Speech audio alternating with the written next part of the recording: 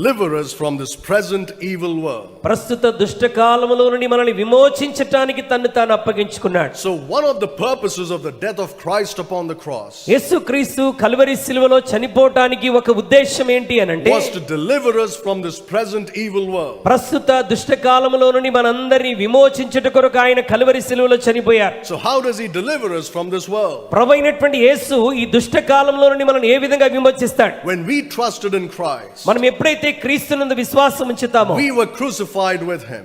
మనము ఆయనతో కూడా సిలువ వేయబడతాం. So we were crucified to this world.